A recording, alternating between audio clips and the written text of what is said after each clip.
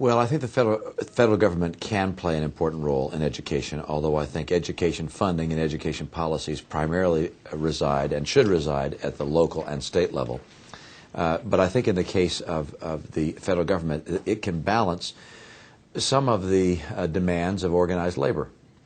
And with regards to testing, for instance, student testing is not something organized labor is enthusiastic about.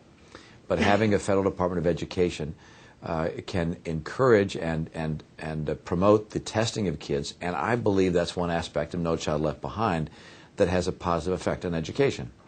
And I know there are a lot of folks that don't like testing, that don't like standardized testing, and there's certainly flaws within the way the testing system works right now within No Child Left Behind. I think we cut the slice a little too narrow on certain ethnic groups in certain high schools and so forth. But let's put that aside for a moment.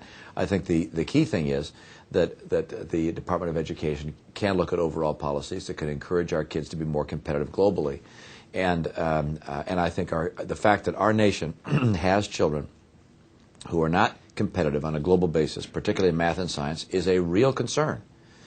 And the response to that gap of our kids relative to those of the rest of the world is largely going to be met at the state and local level.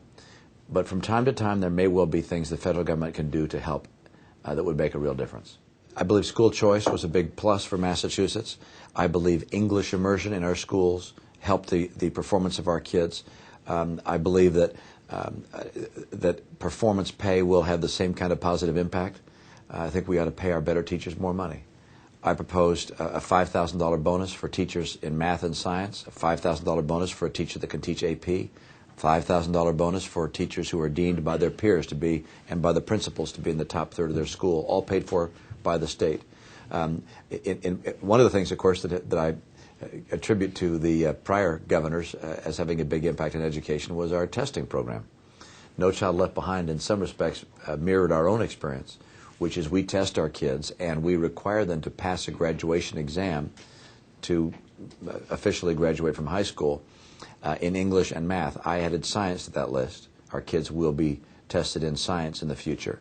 And in addition to that, in addition to, if you will, to the stick of having to pass an exam to graduate, we worked hard to pass a carrot.